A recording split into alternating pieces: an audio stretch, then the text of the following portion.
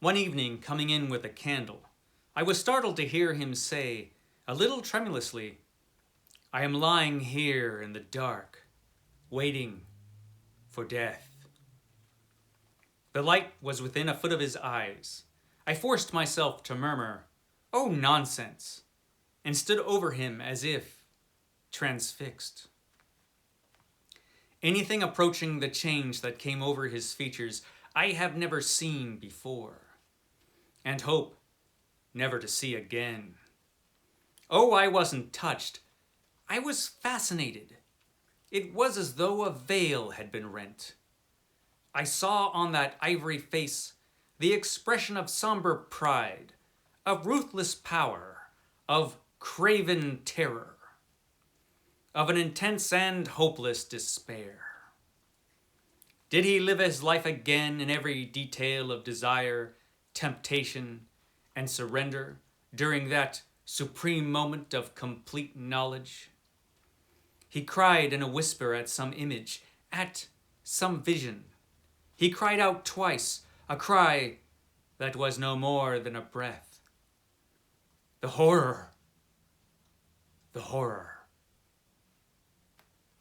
That, my friends, is from Joseph Conrad's classic tale, Heart of Darkness. Heart of Darkness, Joseph Conrad's, well, you can't call it a novel, but novelette probably fits. Joseph Conrad's classic novelette, Heart of Darkness, a classic story about colonialism, about the evils of colonialism, and how the evils of colonialism could warp a person, how colonialism itself could turn a person to evil. So Heart of Darkness, Joseph Conrad's story, which he based on some of his own experiences. He did captain a riverboat in the Congo, so he did spend time in the very area where he wrote, or the very area that he wrote about in this story, Heart of Darkness, which was published, I should say when it's published, it was published in 1899, and it is a story that has his narrator Charles Marlowe telling his story. Charles Marlowe is a Conrad character that returns. He was also the narrator of Lord Jim, if memory serves. In this story, he is hired as a riverboat captain by a Belgian trading company. And he has to go down this river in Africa and find a guy named Mr. Kurtz. Now, Mr. Kurtz runs a trading post, a pretty important trading post down the river. But the company has lost contact with Mr. Kurtz, and you know, there are some rumors flying around about Mr. Kurtz. Mr. Kurtz, something's happened with this guy. He might have gone, well, a little insane. So Marlowe has to go down this river and find Mr. Kurtz. And all along the way, he has lots of trouble. And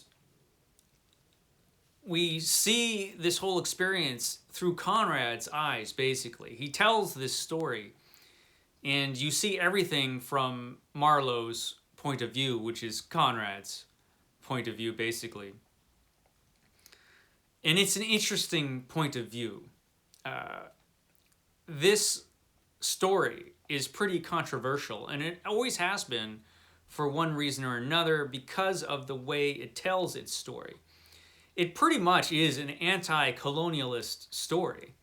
It tells of the evil of colonialism.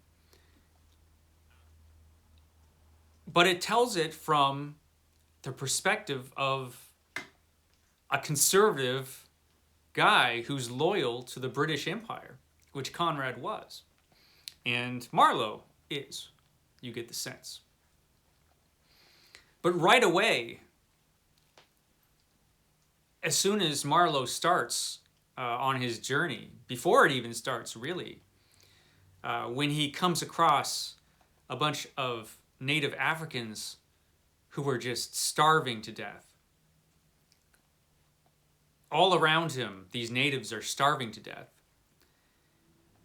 And right away, you see the evils of colonialism right there. And as you go along in this story, they're brought into stark view.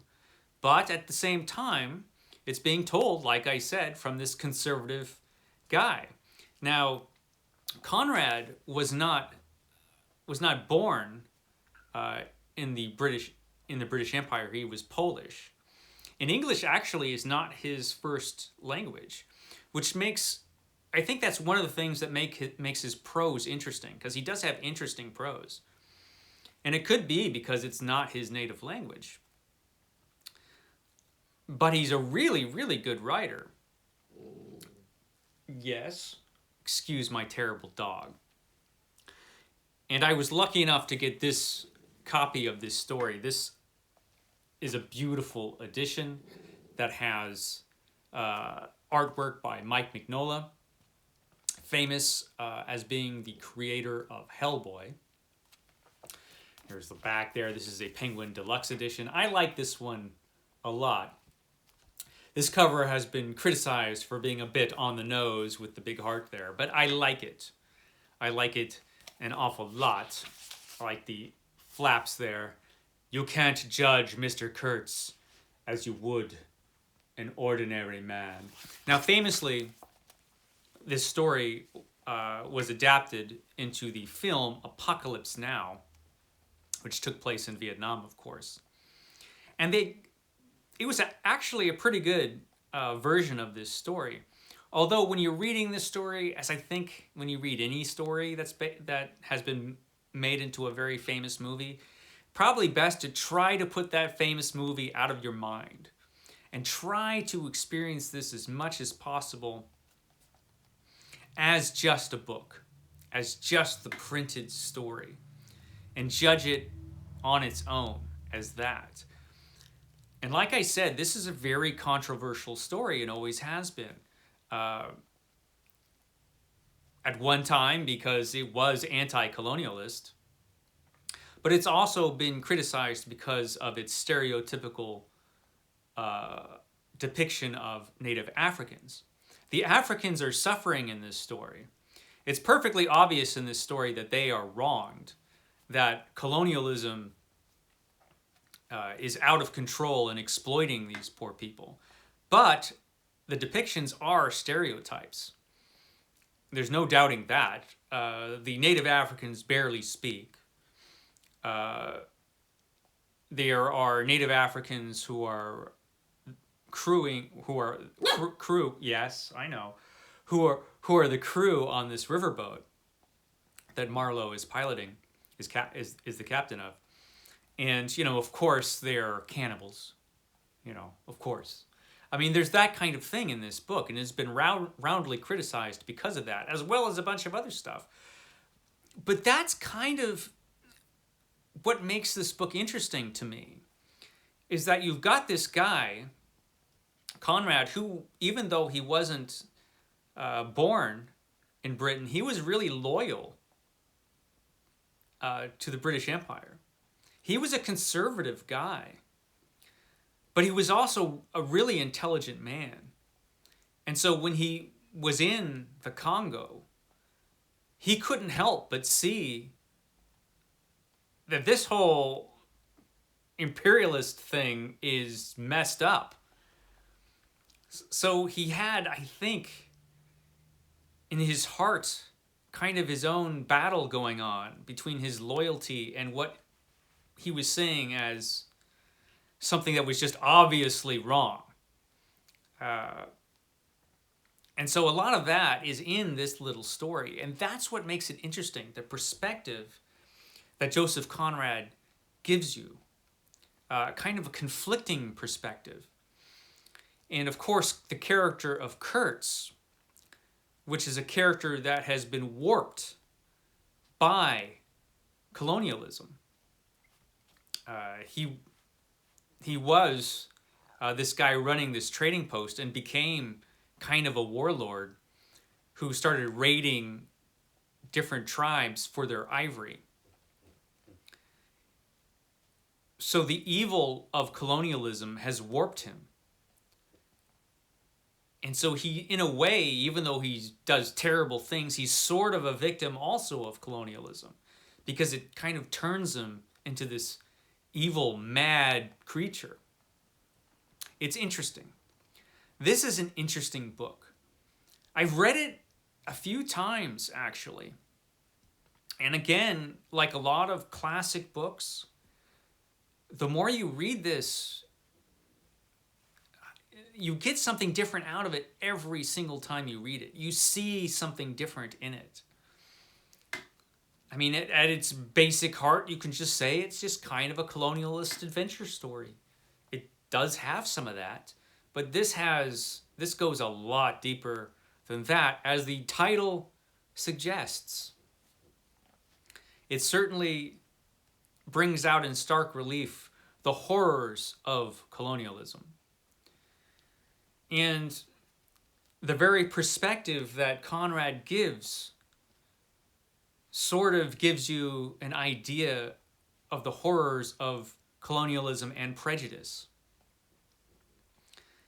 And how this guy is sort of conflicted by his loyalty to the empire. And you kind of get the idea that part of him, at least, thinks the world would be better if everything was run by Britain, even after he sees some of this stuff.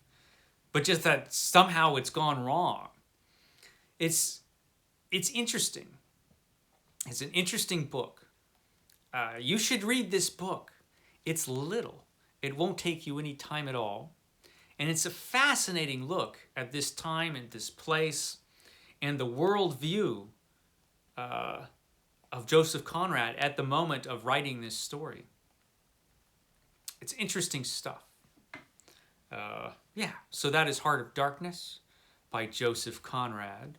I probably didn't do it justice, but, read it for yourself and see.